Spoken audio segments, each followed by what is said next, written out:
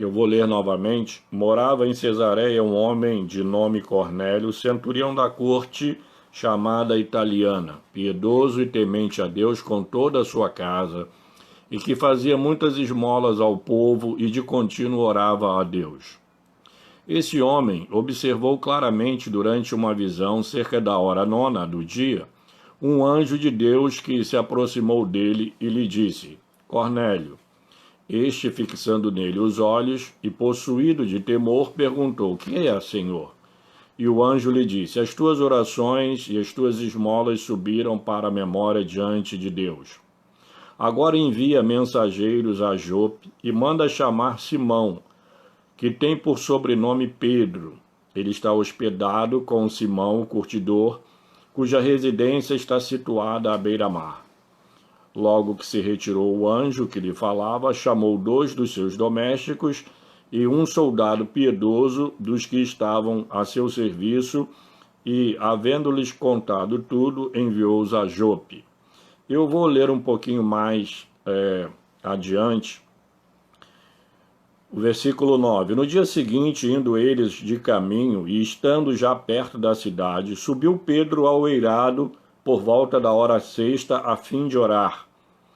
Estando com fome, quis comer, mas enquanto lhe preparavam a comida, sobreveio-lhe um êxtase. Então viu o céu aberto e descendo um objeto como se fosse um grande lençol, o qual era baixado à terra pelas 4 pontas, contendo toda a sorte de quadrúpedes, répteis da terra e aves do céu. E ouviu-se uma voz que se dirigia a ele: Levanta-te, Pedro, mata e come. Mas Pedro replicou: De modo nenhum, Senhor, porque jamais comi coisa alguma comum e imunda. Segunda vez a voz lhe falou: Ao que Deus purificou, não consideres comum. Sucedeu isso por 3 vezes, e logo aquele objeto foi recolhido ao céu. Enquanto Pedro estava perplexo sobre qual seria o significado da visão, eis que os homens enviados da parte de Cornélio, tendo perguntado pela casa de Simão, pararam junto à porta. E chamando, indagaram se estava ali hospedado Simão, por sobrenome Pedro. Enquanto meditava Pedro acerca da visão, disse-lhe o Espírito: Estão aí 2 homens que te procuram. Levanta-te, pois, e desce e vai com eles, nada duvidando, porque eu os enviei. E descendo Pedro para junto dos homens, disse: Aqui me tendes, sou eu a quem buscais? Aqui viestes. Então disseram: O centurião Cornélio, homem reto e temente a Deus, e tendo bom testemunho de toda a nação judaica, foi instruído por um santo anjo para chamar-te à sua casa e ouvir as tuas palavras. Pedro, pois, convidou-os a entrar, hospedou-os. No dia seguinte levantou-se e partiu com eles. Também alguns irmãos que estavam em Jope foram em sua companhia. No dia imediato, entrou em Cesareia. Cornélio estava esperando por eles, tendo reunido seus parentes e amigos íntimos. Aconteceu que, indo Pedro a entrar, lhe saiu Cornélio ao encontro e prostou-se-lhe aos pés e o adorou. Mas Pedro o levantou, dizendo: Ergue-te, que eu também sou homem. Falando com ele, entrou, encontrando muitos reunidos ali, a quem se dirigiu, dizendo: Varões, bem sabeis que é proibido a um judeu juntar-se ou mesmo aproximar-se de alguém de outra raça, mas Deus me demonstrou que a nenhum homem considerasse comum e imundo. Por isso, uma vez chamado, vim sem vacilar. Pergunto, pois, por que razão me mandaste chamar? Respondeu-lhe Cornélio: Faz hoje 4 dias que, por volta desta hora, estava eu observando em minha casa na hora nona de oração, e eis que se apresentou diante de mim um varão de vestes resplandecentes e disse: Cornélio, a tua oração foi ouvida e as tuas esmolas lembradas na presença de Deus. Manda, pois, alguém a Jope, a chamar Simão por sobrenome Pedro. Acha-se esse hospedado em casa de Simão, curtidor à beira-mar. Portanto, sem demora, mandei chamar-te, fizeste bem em vir. Agora, pois, estamos todos aqui na presença de Deus, prontos para ouvir tudo o que te foi ordenado da parte do Senhor.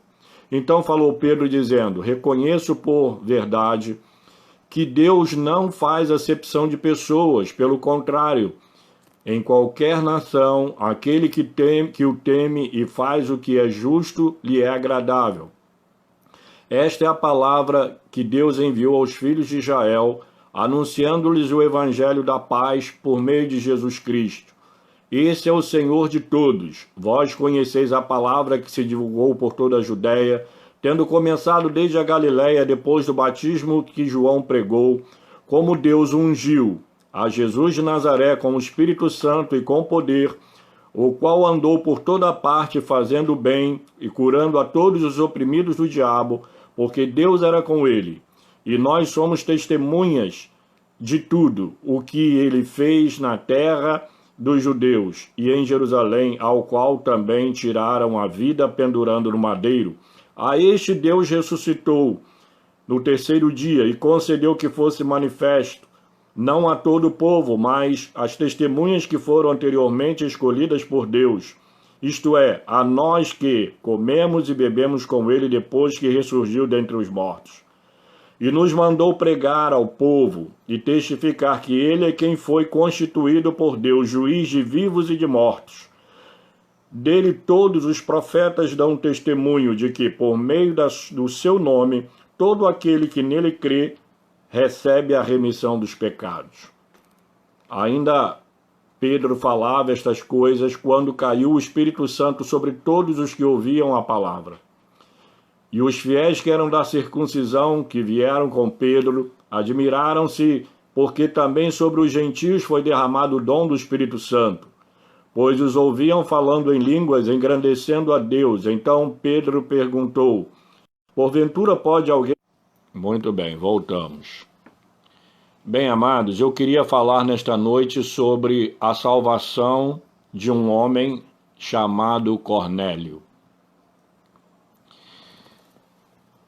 Eu venho lendo esse texto durante vários dias e durante algum tempo, e eu começo a pensar que todos nós temos o hábito de pensar que se uma pessoa é religiosa, uma pessoa boa, prestativa, uma pessoa cumpridora dos seus deveres, uma pessoa que pratica os preceitos de algum tipo de religião, está automaticamente salva.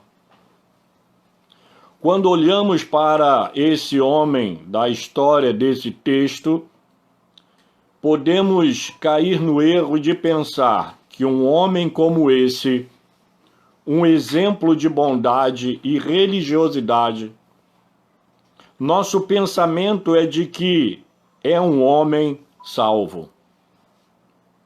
Ele era um homem importante. Ele era um homem de prestígio. Ele era um homem de grande responsabilidade. Era um homem respeitado. Tratava bem seus funcionários e empregados. Era piedoso, dava esmolas e orava a Deus de modo contínuo. Em nossa maneira de pensar, diríamos: está salvo. Ledo engano. Ele ocupava uma função importante e cobiçada. Centurião da corte. Ele era respeitado e condecorado. Ele gozava de enorme prestígio, pois a primeira corte era a elite máxima com os melhores soldados de uma legião romana. Além de liderar uma centúria de 80 legionários, ainda tinha sob a sua autoridade, um óptio, um administrador e um porta-estandarte. O óptio, que desempenhava a função de ordenança e a organização diária da centúria. O centurião seria equiparado ou equivalente ao posto de capitão na hierarquia militar no exército de qualquer país. Esse homem, ele tinha tudo para ser uma pessoa arrogante e até desprezada, mas o que percebemos é que ele era alguém que gozava do bom conceito daqueles que estavam sob seu comando e no comando da sua casa. Uma outra coisa que nós observamos é que sua piedade, esmolar e orar havia subido à presença de Deus. As suas esmolas, as suas boas ações, o seu testemunho, tudo isso tinha subido à presença de Deus. Ele, diferente de vários cristãos da sua época, ele foi um dos poucos que recebe uma visitação divina. Nos versículos 3 e 4, no momento em que ele estava orando, Deus envia anjos para conversar com Cornélio e para dar uma notícia muito importante para ele. As tuas esmolas e as tuas orações têm subido à presença de Deus. Tudo aquilo que ele fazia subiu à presença. Sua vida exemplar, ela era digna de imitação ou admiração. O interessante na vida e no testemunho desse homem é que, embora suas orações e esmolas tenham subido à presença de Deus para a memória, ele ainda não era uma pessoa salva. Ele precisava crer em Cristo para que fosse salvo. Se ele já fosse salvo, Deus não teria enviado Pedro ali em sua casa para pregar a salvação em Cristo Jesus. No versículo 43 desse texto fala sobre isso. Eles receberam a palavra, tanto assim que houve um derramar do Espírito Santo sobre eles e todos que ali estavam. E logo a seguir, como confirmação da decisão deles por Cristo, o que ficou subentendido foram todos batizados por Pedro. Uma outra coisa que observamos é que ele, enquanto esperava Pedro, reuniu os seus, para que quando Pedro viesse, todos ouvissem o recado de Deus para ele. Ele era um homem bom, ele fazia tudo direitinho, ele fazia tudo certo. Ele dava um bom testemunho, melhor e maior do que muitos crentes até dos nossos dias. No entanto, precisava da salvação em Cristo Jesus e para crer, ele precisava ouvir a respeito de Jesus. E é o que Paulo vai dizer lá em Romanos, no capítulo 10, versículo 9. Se com a tua boca confessares a Jesus como Senhor, e em teu coração creres que Deus o ressuscitou dos mortos, serás salvo. Mas como ouvirão se não há quem pregue?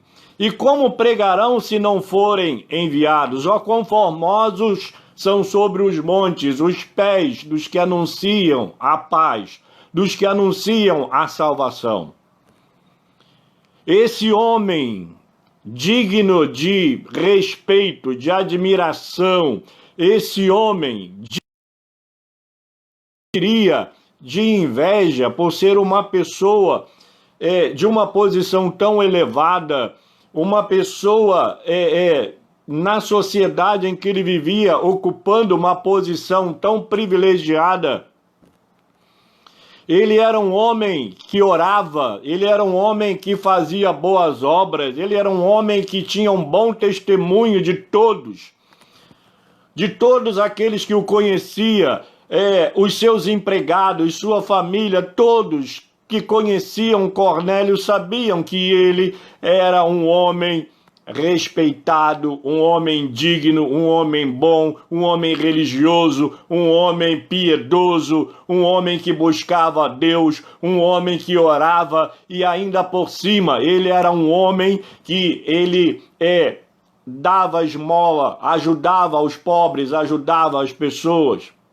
E ainda tem uma outra coisa bastante interessante, é que no momento em que Deus fala com ele através daqueles anjos, para que ele mandasse lá em Jope para chamar Simão, por sobrenome Pedro, para falar a ele coisas a respeito das quais ele seria salvo com toda a sua casa. No momento em que ele envia aqueles seus empregados para irem lá, e a palavra diz que ele chamou um dos piedosos, ou seja, ele escolheu para ir lá um dos seus soldados que realmente era também temente a Deus.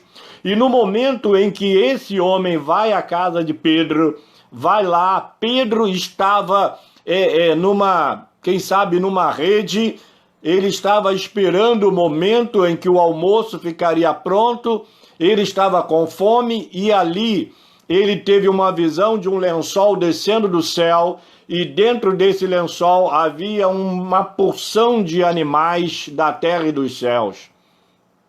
E uma voz diz: Pedro, pega, mata e come. E ele diz: Senhor, jamais entrou na minha boca coisa comum e impura. E a palavra diz: nunca considere aquilo que Deus purificou, nunca considere imundo ou impuro. E aquela visão aconteceu umas 3 vezes, e aí depois o lençol se recolheu, e aí batem na porta e perguntam por Pedro.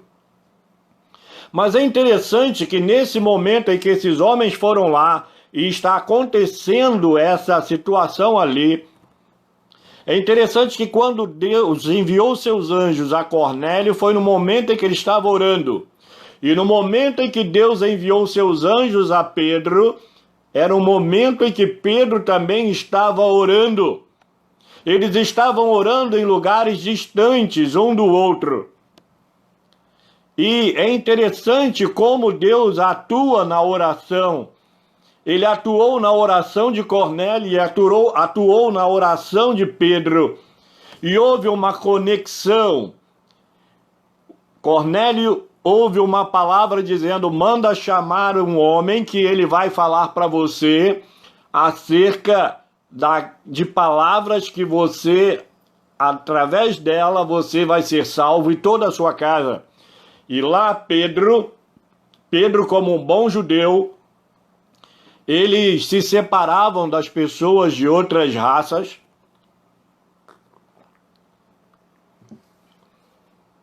Deus mostrou para Pedro, que o seu amor, a sua misericórdia, a sua salvação, ela é estendida a todas as pessoas.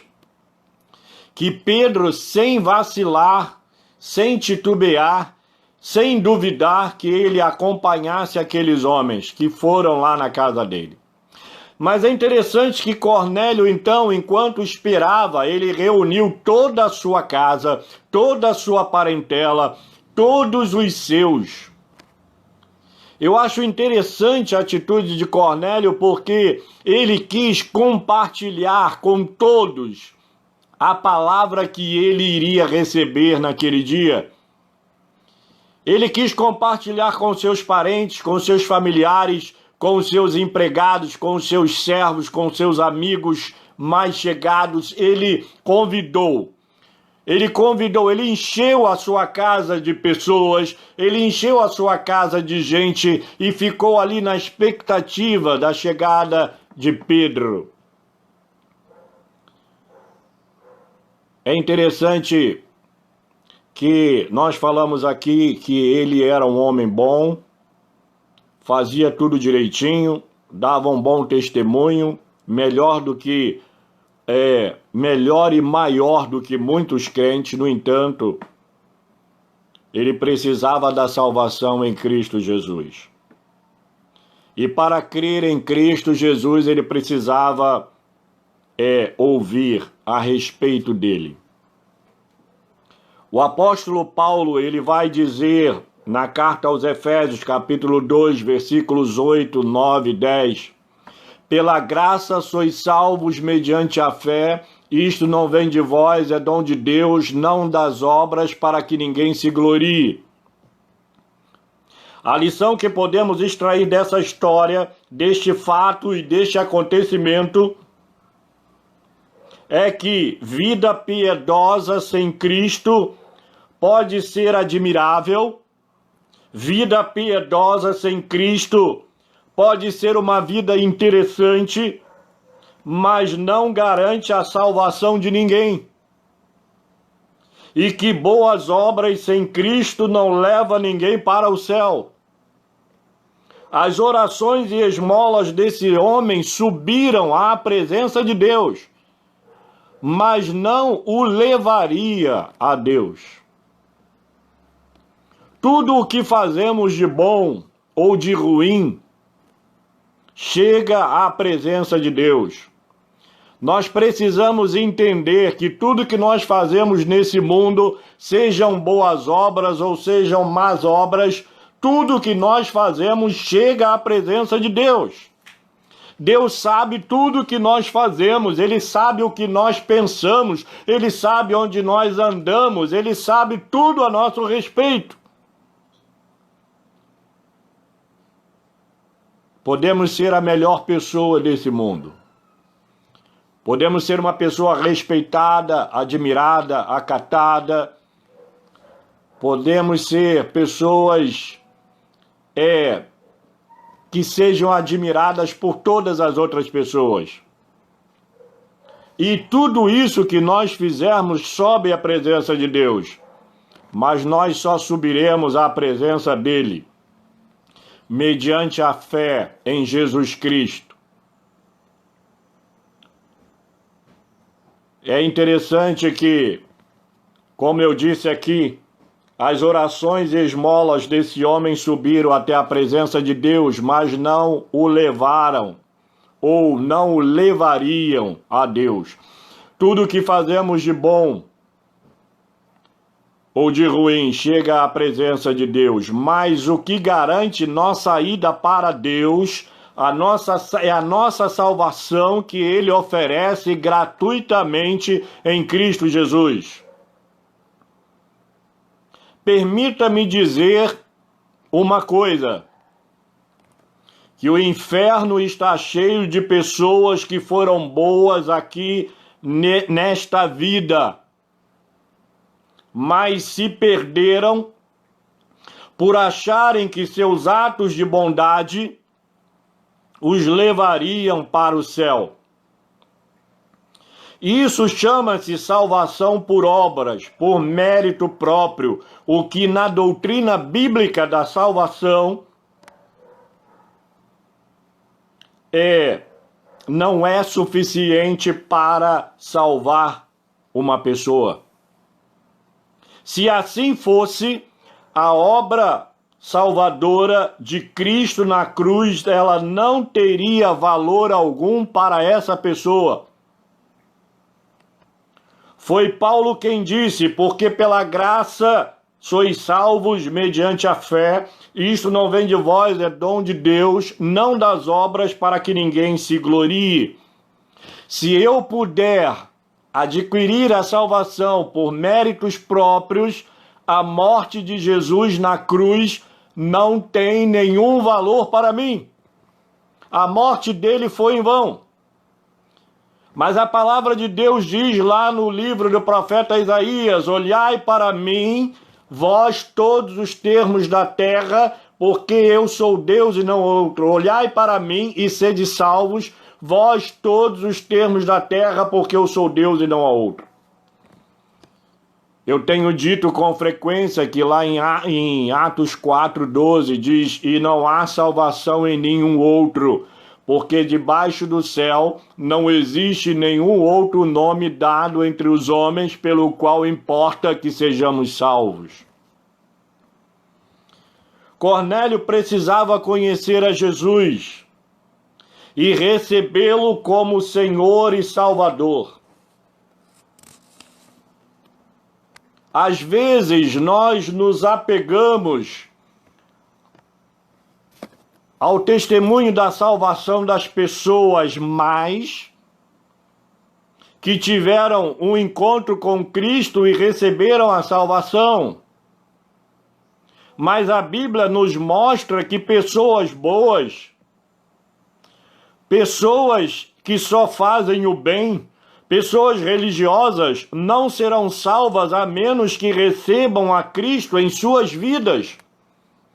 Jesus salva maus e bons, desde que eles reconheçam que são pecadores, desde que eles reconheçam que eles necessitam da salvação e que eles aceitem Jesus Cristo como Senhor e Salvador de suas vidas. E aí ele será salvo. Lá no livro de Atos, fala o apóstolo Pedro, ele vai dizer que arrependei-vos e convertei-vos para que sejam cancelados os vossos pecados. Quando uma pessoa se rende ao Senhor Jesus, quando ela se arrepende dos seus pecados, e ela confessa Jesus Cristo como Senhor e Salvador, ela recebe a salvação da sua alma. Vibramos com a salvação de pessoas que foram extremamente más neste mundo. Mas também devemos vibrar com pessoas boas, mas que, pelos seus atos de bondade, não se salvarão, a não ser que recebam a Cristo, o único meio de salvação. Você olhando, eu fiz a leitura do texto, basicamente todo ele, e você olhando, esse homem não precisa de mais nada, ele está salvo. Se tivesse, não precisava que Deus enviasse Pedro ali para pregar a salvação, a vida, o sacrifício, a crucificação, a morte e a ressurreição de Jesus. E a necessidade de crer e receber Jesus como Senhor e Salvador da sua alma. Esse homem, ele precisava disso.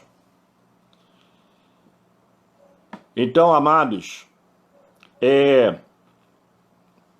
o único meio de salvação é Jesus Cristo. Não fosse isso, Cornélio estaria hoje no inferno. Isso parece duro, mas é a pura realidade e verdade. Salvação só por meio de Cristo Jesus. Que você possa entender que a salvação, ela é por meio da fé em Cristo e a aceitação dele como Senhor e Salvador da tua vida. Para terminar essa pregação, eu queria contar aqui um testemunho. Eu era pastor da igreja de Tomazinho. Havia uma família que ia lá, o pai, a mãe e os filhos. Eram 3 filhos. Mas esse pai não era salvo. Ele não tinha aceitado Jesus como Senhor e Salvador.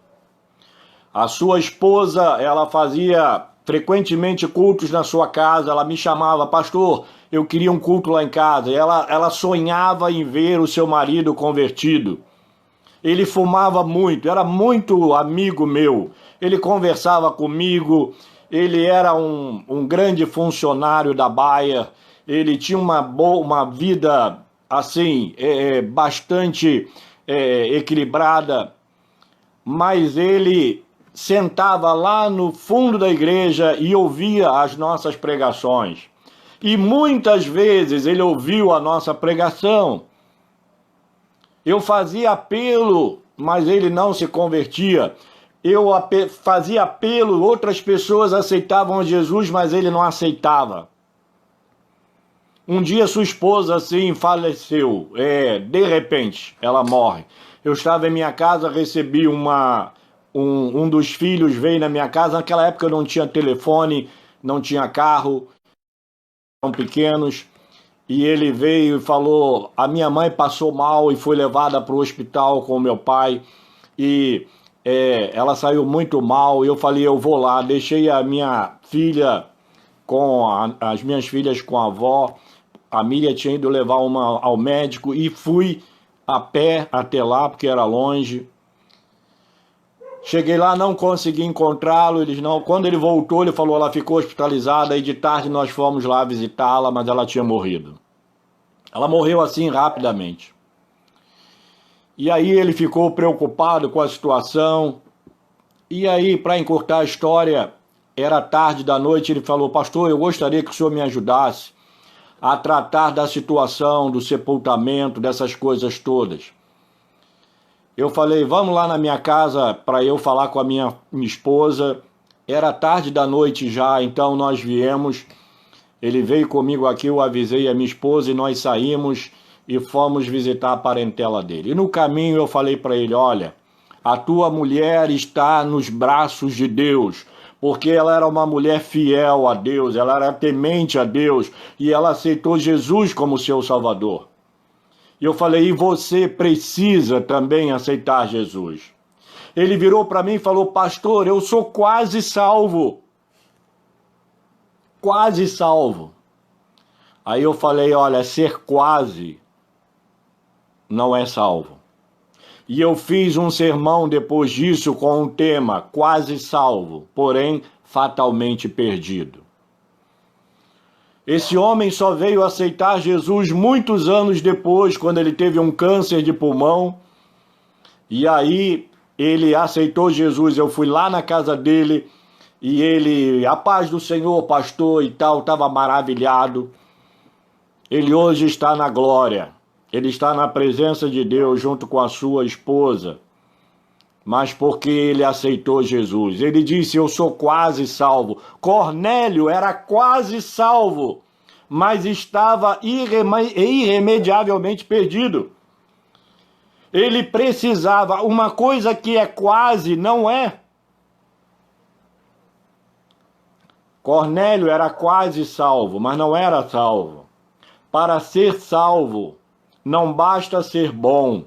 Para ser salvo, não basta fazer boas obras. Para ser salvo, não basta você ser uma pessoa admirável, admirada pelas demais, que dê bom testemunho. Eu conheço muitas pessoas que nunca selaram a fé com Jesus e são excelentes pessoas, mas essas pessoas precisam de Cristo, salvação. Porque, como a palavra diz, as boas obras, elas não salvam. As boas obras, elas vão fazer com que Deus envie alguém para falar de Jesus a você. Porque você é quase salvo, mas ainda não está. Você está precisando receber Jesus na sua vida, aceitá-lo como Senhor e Salvador. Aí você estará salvo. Você estará salvo para sempre. Foi o que aconteceu com Cornélio. Você que é uma pessoa boa, você que é uma pessoa que só faz o bem, você que é uma pessoa honesta, sincera, faz tudo corretinho, tudo direitinho, saiba de uma coisa, Deus vê tudo isso. Deus vê que você é uma pessoa correta, que você é uma pessoa boa, que você é uma pessoa admirada. Certamente que Deus sabe de tudo isso, Ele sabe tudo que você faz. Se Ele ainda não enviou, Ele vai enviar alguém a você, para que você ouça falar acerca de Jesus, para que você o aceite como Senhor e Salvador. E aí sim, você vai receber a salvação da tua alma. Deus nos abençoe nesta noite. E que se tiver alguém ouvindo essa palavra e que ainda não aceitou Jesus como Senhor e Salvador, faça isso. A palavra diz: buscai o Senhor enquanto se pode achar, invocai-o enquanto está perto. No livro do profeta Oséias diz: é tempo de buscar o Senhor. É tempo de buscar a Deus. É tempo de você aceitar Jesus como Senhor e Salvador. Você já deixou passar muito tempo da sua vida, mas ainda é tempo. Enquanto é tempo, aceite Jesus como Senhor e Salvador, porque haverá um tempo em que não haverá mais tempo, porque a palavra diz lá em Hebreus 9:27, que após a morte segue-se o juízo. Aceite Jesus, receba-o no seu coração como Senhor e Salvador, e você vai ser salvo para a glória do Senhor. Como Cornélio precisou de alguém que falasse a ele, quem sabe Deus está me usando para falar a você nessa noite. Eu posso estar sendo usado por Deus para falar a você que de repente, por alguma razão, você foi tocado a assistir essa live, assistir essa mensagem. Foi Deus. E Deus está mandando a mensagem de salvação para você. Deus enviou um homem para ir diretamente a Cornélio falar aquelas coisas. Deus está enviando a mensagem a você nesta noite. O que você vai fazer com essa mensagem? O que você vai fazer? Pense e reflita que você precisa aceitar Jesus como Senhor e Salvador, para que você seja salvo. Vamos orar.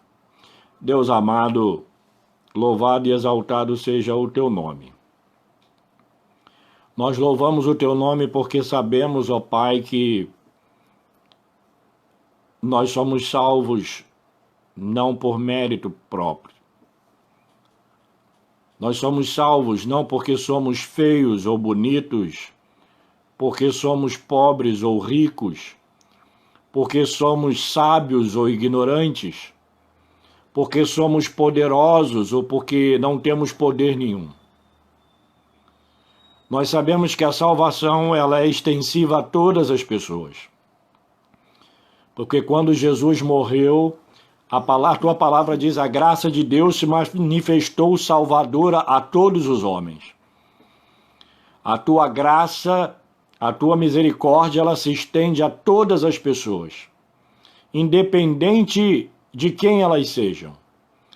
E a tua palavra diz que se com a tua boca confessares a Jesus como Senhor e em teu coração creres que Deus o ressuscitou dos mortos, serás salvo. Então, Senhor amado, visita cada pessoa nessa noite. Aqueles que porventura estiverem ouvindo essa palavra e que ouviram essa palavra, mas que ainda não selaram sua fé contigo. Ó Deus amado, que o Senhor visite essa pessoa. Visita aqueles que são quase salvos, mas que ainda não são salvos. Visita essas pessoas com a tua graça, com a tua misericórdia, e que haja salvação nesta noite, para a glória do teu nome. Recebe a nossa gratidão, a nossa adoração. Aproveita o ensejo para orar, ó Deus, pela nossa nação. A nossa nação vive um momento muito difícil, um momento muito trágico. Nós não sabemos qual será o desfecho de tudo isso. Mas como teus servos, a tua palavra diz: se o meu povo que se chama pelo meu nome se humilhar, orar e me buscar e se converter dos seus maus caminhos, então eu ouvirei dos céus, perdoarei os seus pecados e sararei a sua terra. Agora estarão abertos os meus olhos e atentos os meus ouvidos à oração que se fizer neste lugar, porque escolhi e santifiquei este lugar como casa de oração. Senhor amado, tem subido muitas orações até o teu trono de glória, em favor do presidente da República, em favor do nosso país, em favor dos brasileiros, em favor das áreas da justiça, saúde, educação. Tem subido até o teu trono de glória muitos pedidos de oração para que o Senhor envie a tua graça, a tua misericórdia sobre o Brasil e que o Senhor abençoe o nosso país, que nós amamos e queremos o bem do nosso país. Que todos nós possamos nos unir numa corrente de oração. Eu sei que cada um de nós temos as nossas ideologias e muitas vezes elas não batem uma com a outra, mas nesse momento não é hora de nós discutirmos ideologias, esse momento é hora de nós orarmos pela nossa nação, porque seja quem for que estiver no governo do nosso país, o Senhor pode usar com poder, o Senhor pode ungir e o Senhor pode usá-lo como instrumento para abençoar a nossa nação. Por isso, ó Deus, visita a nossa nação, visita o povo brasileiro, visita cada um de nós que estamos vivendo uma situação de confinamento, estamos exilados dentro de casa. Estamos vivendo uma situação que nunca vimos, pelo menos eu com 63 anos de idade, nunca vi uma coisa dessas em nossa nação. E eu hoje estava pensando, Senhor, como é que vai acabar tudo isso? Senhor, nós sabemos que nada dura para sempre. Sabemos que uma palavra tua pode mudar tudo. Uma palavra tua pode fazer com que essa pandemia desapareça. Uma palavra tua pode trazer paz ao nosso país, porque há uma guerra. E nós sabemos que essa guerra é uma guerra espiritual, onde poderes estão ali se degladiando. Há uma guerra espiritual e nós precisamos usar as armas da nossa milícia, e a tua palavra diz que as armas da nossa milícia não são carnais, mas são poderosas em Deus para destruir fortalezas e anular sofismas. A arma que nós temos é a tua palavra e a oração. Precisamos nos unir, precisamos dar as mãos e clamar pelo nosso país, clamar pela nossa nação, para que o Senhor cure, restaure a nossa nação, para que o nosso país não venha a quebrar. Que a nossa oração seja, Senhor, a nossa oração é, Senhor, para que o Brasil saia dessa crise forte, com uma economia forte, que o Brasil saia dessa situação com muitas oportunidades de empregos, que muitas portas de emprego se abram e que, ó Deus, a paz, ela possa reinar em nosso país. Pedimos pelas tuas igrejas. Nós estamos impossibilitados de estarmos reunidos com os nossos irmãos. Nós temos nos unidos através desse mecanismo que o Senhor tem nos possibilitado. Te agradecemos por isso, mas a saudade é muito grande. Nós queremos estar com os nossos irmãos, queremos abraçá-los, queremos bater papo, queremos estar juntos, louvando e adorando o teu. Ó Deus amado, nos ajuda. Sara a nossa nação, sara o nosso país. Visita o presidente da República, Senhor. Visita esse homem. Ajuda, Senhor Deus. Ele é um homem temente a ti, Senhor. Vá ao encontro dele. Também te pedimos pelos seus opositores, que o Senhor visite a cada um e que o Senhor mostre a tua vontade, porque cada um de nós temos que nos unir pelo bem da nossa pátria, pelo bem da nossa nação.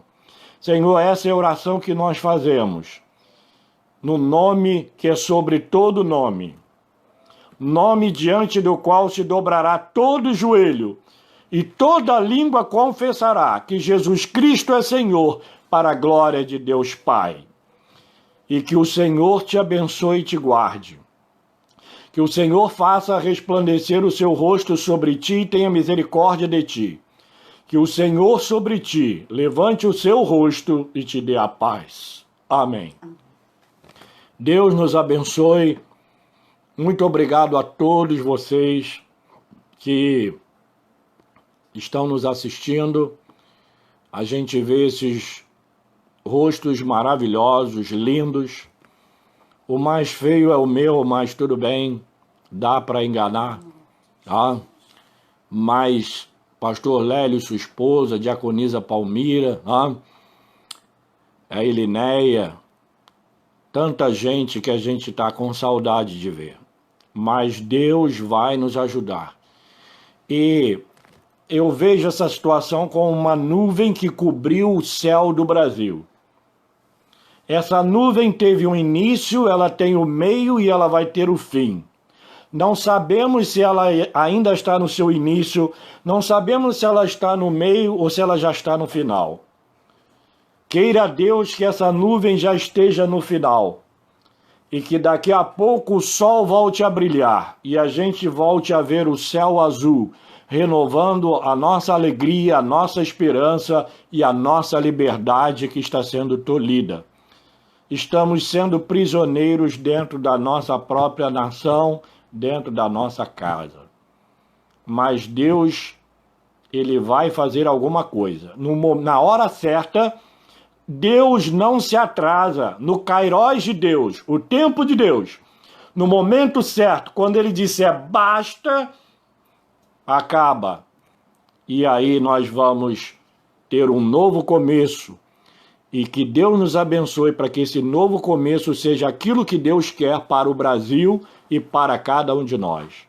Que Deus nos abençoe. Fiquem na paz. Um abração e um beijão do PR Tudo Azul para todos vocês. E olha, eu vou embora porque eu tenho que ir. Eu vou embora dentro de casa. Que Deus te abençoe. Que Deus abençoe a vida de cada um. A saudade é tanta que eu não quero ir, mas tenho que ir. Que Deus te abençoe. Um beijão para todos vocês. Não só da nossa igreja, mas você que está nos ouvindo, que nos ouviu. Que Deus te abençoe abundantemente. Fui. Fiquem com a paz do Senhor Jesus. A vontade de não ir é tanta que eu não estou nem conseguindo desligar o negócio aqui. Que voltou.